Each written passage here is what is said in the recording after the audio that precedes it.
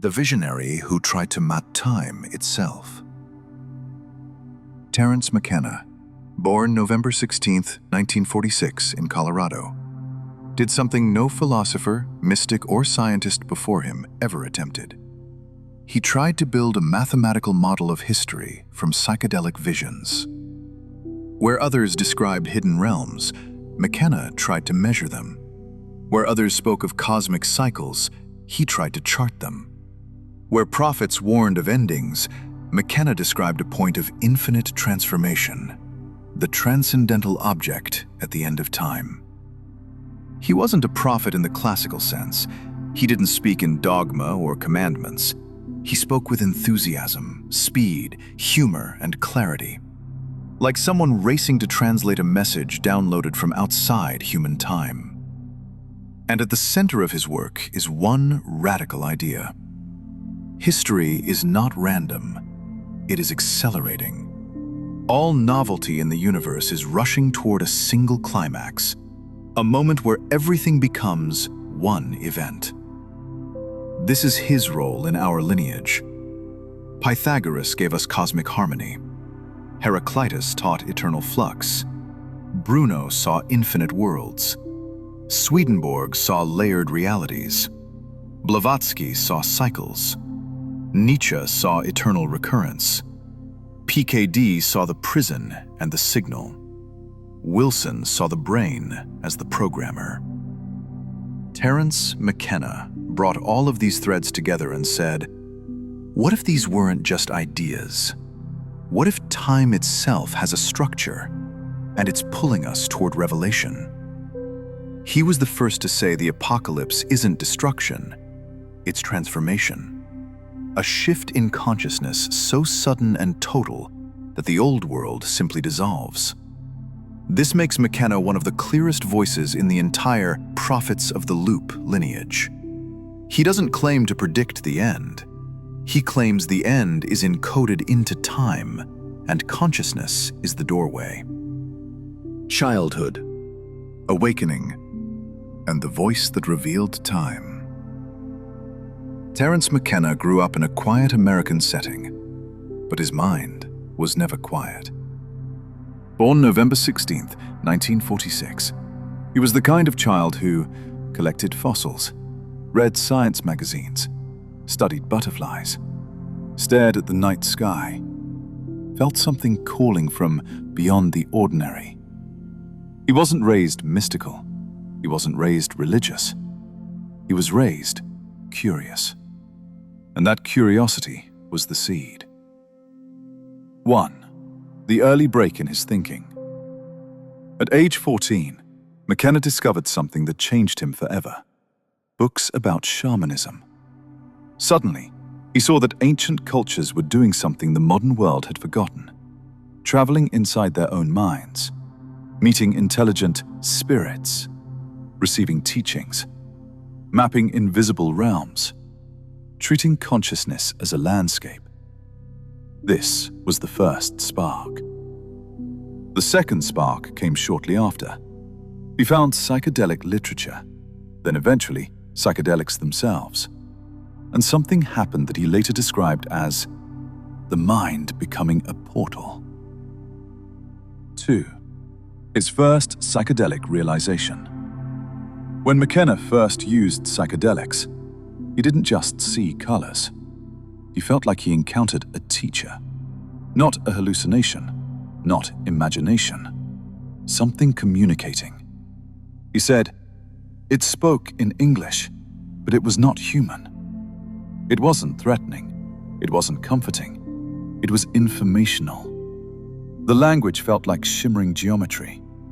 Ideas arrived fully formed. Time warped. Reality breathed. And then came the most important insight. Time is not what we think it is. He felt that time had a structure, almost like a musical pattern, and consciousness could perceive it in altered states. This is the moment that planted the seed for his later theory of Timewave Zero and the object at the end of time. 3. The turning point. 1971 Amazon expedition. In 1971, McKenna, his brother Dennis, and a small group of companions traveled deep into the Amazon on a quest for ancient shamanic knowledge. What happened there became the pivot of his entire life. High-dose psychedelic experiences triggered visions, timelines collapsing, communication with an other, synchronicities, a sense of being taught, downloads of information, symbolic patterns repeating, the universe behaving like a conscious system. But the most important moment was this.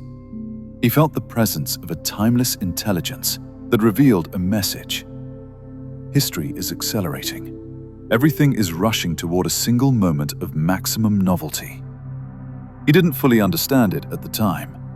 It took years to interpret, but the seed was planted. 4. The voice and the pattern. McKenna claimed that the teacher wasn't a god, angel, or alien. It was more like the logos, the same idea Heraclitus described. A mind behind time, a pattern that evolves history, a force that pushes novelty, something ancient, but also futuristic. This same logos speaks in different forms to shamans, prophets, mystics, physicists, PKD's Valis, Swedenborg's angels, Bruno's infinite mind. But with McKenna, the logos wasn't philosophical, it was direct. He said, "Something was talking to me," and it gave him the insight that would define his whole life. History has a shape, and that shape leads to a revelation. Timewave Zero, the end of history, and the Transcendental Object at the end of time. Now we move fast, clean, and clear, capturing the essence without dragging. 1. Time has a shape. After the Amazon experiences, McKenna became convinced. Time is not random. It rises and falls in waves.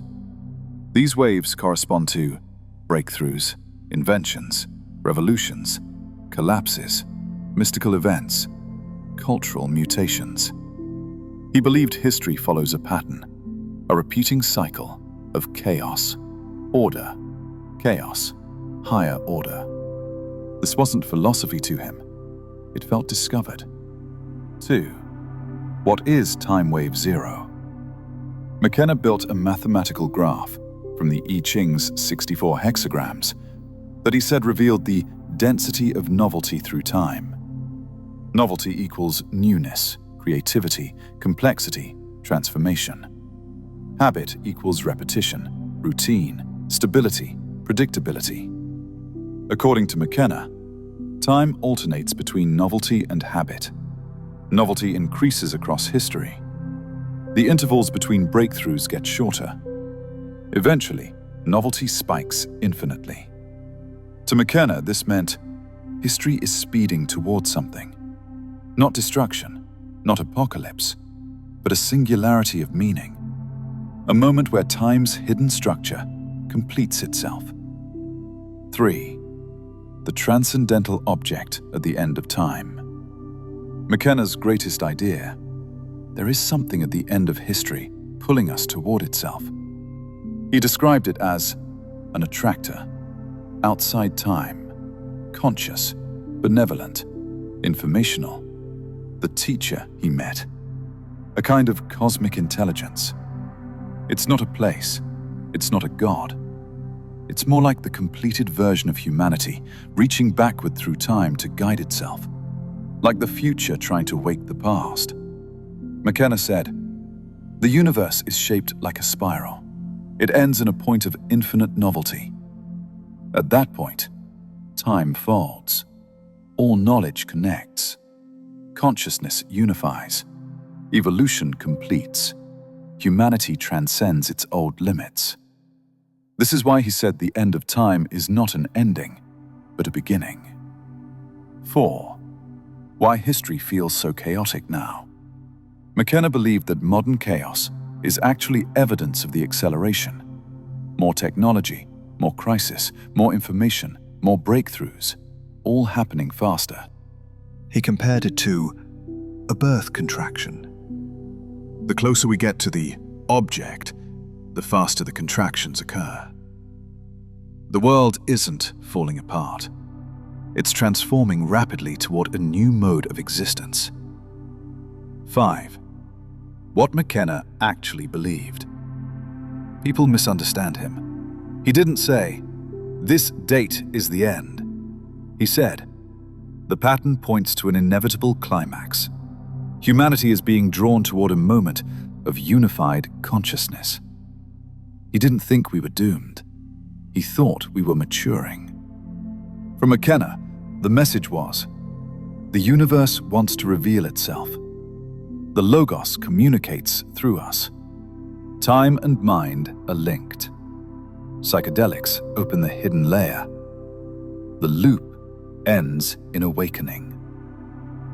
McKenna connected ancient mysticism, mathematics, shamanism, and science into a single vision. History is the story of consciousness trying to remember what it is.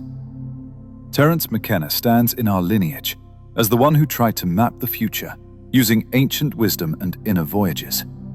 He wasn't like PKD, who experienced revelation through suffering. He wasn't like Swedenborg, who traveled the spirit world with a calm confidence. He wasn't like Blavatsky, who built vast cosmic systems from fragments of the occult. He wasn't like Bruno, who burned for infinite worlds. McKenna was something else. A bridge. A bridge between tribes and laboratories, myth and math, shamanic visions and computer models, ancient cycles and modern acceleration. Where others spoke of prophecy as doom, McKenna saw a flowering. Not the end of the world, but the end of history. The moment humanity becomes conscious of what consciousness truly is. He believed, the universe is evolving toward awareness. Time has a hidden architecture. The Logos teaches through symbols, visions, and patterns. Shamanic cultures preserved real knowledge. History accelerates toward a climax. We live in the birth contractions of a new mode of being. Revelation is not destruction, but emergence. In McKenna's worldview, PKD's Valis, Swedenborg's angels, Bruno's universal mind, and Boehm's implicate order are simply different perspectives on the same thing. The intelligence of the cosmos revealing itself to itself. McKenna never called himself a prophet, but he understood prophecy better than anyone. Prophecy is not prediction. Prophecy is pattern recognition. And he saw the pattern everywhere. In the I Ching, in psychedelics, in history, in evolution, in mathematics, in the human psyche. His final message was simple. If we follow novelty, if we follow imagination, we align with the purpose of the universe. Because the universe is not a machine. It is a mind, and it is becoming aware of itself through us.